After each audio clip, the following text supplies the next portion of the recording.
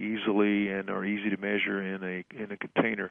You put to measure the volume of a skull, you put a thin lining of plastic in there. Just a plastic bag, really, basically, and then you blow it out so that it fills all the nooks and crannies, and then you fill it up with the flaxseed, and then when it's full, when it's packed in, you take the flaxseed out and you put it in a long cylindrical container that has markings on it to show you volume. And so when we did the human skull found with the Starchild, the two of them are basically the same size. They are a little smaller than normal. They're about the size of a 5-foot-tall adult or about a 12-year-old who's going to grow up to be, 5, 7 or better. So you have about 1,200 cubic centimeters in the human skull found with it. So the Starchild should have 1,200 cubic centimeters. Now, you and I, average people, we have about 1,400 cubic centimeters. So the Starchild should have 1,200, and it had 1,600 cubic centimeters, which is 200 more than a normal person and 400 more than it ought to have had. And that's an awful lot of extra brain to go in that head. So we really honestly don't know to this point where it all goes, because certainly the fact that the Starchild lacks frontal sinuses, that's a pretty good chunk, but it isn't nearly all 400 cubic centimeters. The fact that it has very shallow eye sockets, less than half as deep as normal human eye sockets, that's another pretty good chunk, but it isn't enough. The fact that it has expanded parietals, that's a lot of extra brain, but the rear of the head is very flattened, so that sort of takes away what you gain with the expanded parietals. So all you're left with is the thinness of the bone. Now, the bone is 1/2 or less as thick uniformly all the way around. So that is a lot of extra room, too, but none of us figure that accounts all told for the extra 400. So we're just not quite sure. We know there's an answer. We know there's a way, because that's what came out, but it's still a real puzzle when you look at trying to figure out how to account for it. Yeah. Was there any part of the jawbone or any of the teeth found with it? Yes, the upper right maxilla. If you put your finger on the middle of your top lip in that little dent in the skin above your lip, and you swing your finger to the right, the right upper maxilla was found minus its rear tooth. So 2 teeth were found that were down and out and exposed. 3 in front were gone. And then when you x-ray the small, tiny piece of bone, it's about 1 inch long, it's very small. When you x-ray it, the top part of it, you find, lo and behold, that there are 5 teeth ready to come down. So that fooled us in the beginning. The first test we did was x-ray, and the technician said, well, you've got teeth down and you got teeth up in the bone like that, so that makes this a child, age 5 or 6, going through the process of losing its teeth, and new teeth are coming in. We just bought it because we didn't know any better, so that's how we came to call it the Starchild. Only later did we find out that those teeth that were down were both heavily worn on their surfaces, much more than a child could wear them, eating, and they were heavily rooted, which is not children's teeth. Children's teeth have light roots. When they're ready to fall out, those roots are absorbed so that the tooth can come out. When a child pulls their own tooth out, it doesn't have any roots. That's how it's able to come out. So that's it. So it's a star adult. Definitely skull. star adult. Yeah, definitely star adult. We don't know what age it was when it died, but well up, I would say, at least in the late teens to early 20s. But it could have been 500 years old. We don't know. I mean, if you got a situation where the teeth wear down and you've got teeth up in the top to replace it, like sharks, then you could be looking at an enormous lifespan. We just don't know. Or non-human. Well, definitely not a human lifespan in that sense. No. Would you say there's any sort of connection to the elongated skulls that were found all over the world, pretty much? Well, that's Tom, right? Yeah. Asking that question. Yeah. Tom, the coneheads are a dominant culture, a part of the superculture that existed on the Earth at some point in the past, because they're not really entirely human either, I'm sure. When you look at a species that has a brain twice the size of ours, we were talking about the brains earlier, we average about 1,400 cubic centimeters. The coneheads have skulls filled with brains. I mean, you've x-rayed them, there's no doubt, filled with brains, not fluid on the brain, not fluid in the brain, brains that are about 1,800 excuse me, I'm sorry, 2,800 to 3,000 cubic centimeters.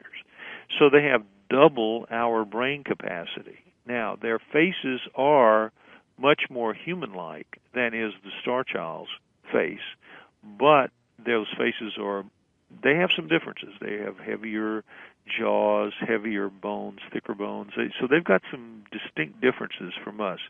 I would suspect that if a conehead were to be genetically engineered, it too will show up as not entirely human. But to my knowledge, nobody has ever done any kind of, not even a mitochondrial DNA test on a conehead. Now, the obvious question is why? I mean, it seems like such a simple thing to do. There's hundreds of them around the world. There's 200 or 300 in Peru in museums alone. So why not? Well, like with the Starchild, it's an answer they don't want to deal with. So these subjects that could provide an answer that is going to upend the current prevailing paradigm is something science works hard to avoid dealing with, because none of them want to be in charge. They don't want it to happen on their watch because of the upheaval that is going to be brought. And that's really the bottom line. And can you get this result from with the skull by wrapping it or boarding it, there's cultures that have done this in the past? Well, with the Starchild, with the coneheads or with the Starchild? Because in both cases the answer is no. In both cases the answer is no. If you look at the conehead skulls, if you look at a Starchild skull, you will see that it has its natural convolutions. It has its normal convolutions in the bone.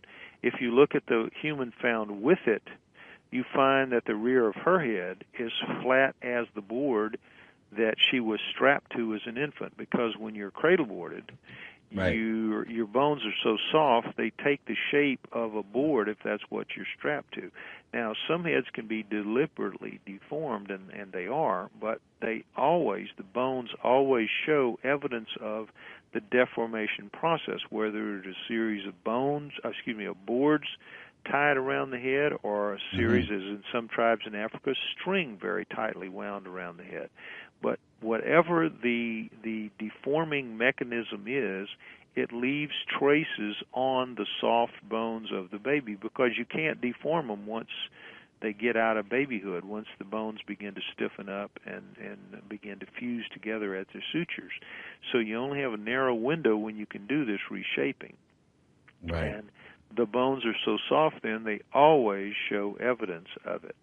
So the coneheads show no evidence of that kind of binding, nor does the Starchild. So they are both natural in their wild variation from human, which to me says their genes are different from ours. Their genes are telling them to grow in a way that is just so distinctly different from ours. Those differences in those genes are going to show up when somebody sequences their full genomes. So that's what I'm about. If nobody's done it by the time we're finished with the Starchild and I have the money to arrange it, that's exactly what I intend to do. Conehead's next on the list. Oh, you got that! You got that on your planner. Absolutely, That's great. on my planner. I have another question that's been kind of bugging me now. If Neanderthals and our species were more or less around the same time period together, Right, we were, no question. What happened to the Neanderthals? Well, the Neanderthal, in my opinion, are hominoids. They are part of the natural fauna of planet Earth. And I think, like all the other hominoids, they were driven into seclusion by the humans, by the Cro-Magnons. And so they live, I think they live on in the mountains and woods of Europe and the places where they lived, before. And I don't believe they went extinct 30,000 years ago, like we're told, or 28,000 years ago, or whatever. We just haven't found any new fossils, or if we have, and let's not rule out the possibility that we have, mainstream science does not let such discoveries be announced. Whenever there are many, many things out there that are called collectively ooparts, which is out of place artifacts, OOPARTS, ooparts. And there are all kinds of ooparts, not just fossilized bones that are considered ooparts and shouldn't be there. There's all kinds of things. There's tools. Yeah, that's forbidden archaeology. Forbidden archaeology, exactly. Yeah, that's Michael Cremo's field. But it isn't just Michael Cremo. There are others who work that field as well. Cremo's the best known of that group. But there are people who do outstanding work in the world of ooparts. And so what happens, or at least what happened early in the history of the Americas for sure, is when people would discover really weird things, there was only one place to go with them, and that was the Smithsonian Institution. So they would ship those to the Smithsonian. So rumor has it, I can't prove this, but rumor has it, that at least twice, possibly a third time, but at least twice, the Smithsonian gathered up its weirdest things that it didn't want to have to deal with, like giant skeletons, for example. When people would find 8, 9, and 10-foot tall skeletons in the country, they would send the bones to the Smithsonian. So after a time, supposedly, they loaded up barges, just a standard, ordinary barge, towed it out to way, way out past the continental shelf out into the middle of the Atlantic, and then scuttled the barge full of artifacts, full of ooparts, that things they just didn't want to deal with, things that didn't fit. Now, again, that's a rumor. I can't prove it, but it makes sense because you have all these newspaper reports from the 17 and 1800s, particularly of the 1800s and early 1900s, of these bizarre things being found locally. The local newspapers run articles about them, and then they get sent away to Washington, and boom, they're never heard from again. So to me, that story about sinking bargefuls of ooparts rings true as something that could be distinctly possible. I suppose that would be easier than explaining it.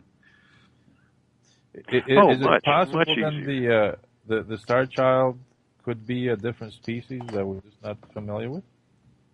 No, terrestrial species, no, because it has things about it, Roy, that are just completely different from terrestrial species. It has those fibers woven through its bone, and that's not known in any other species on Earth. It has those red residue, those bits of red residue found in its cancellous holes, which is also not found in any other species on Earth.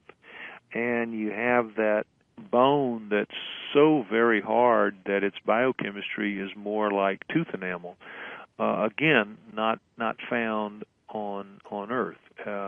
So it's got enough going for it that doesn't look human in any way, shape, or form, to where I'm prepared to believe that the most it'll turn out to be is a human-alien hybrid, with the human actually having very little input, relatively speaking, because there's just not much human left in the Starchild Skull. I wonder what sort of degrees of difference we're talking about here, because there's a degree of difference between the human and the ape. Right.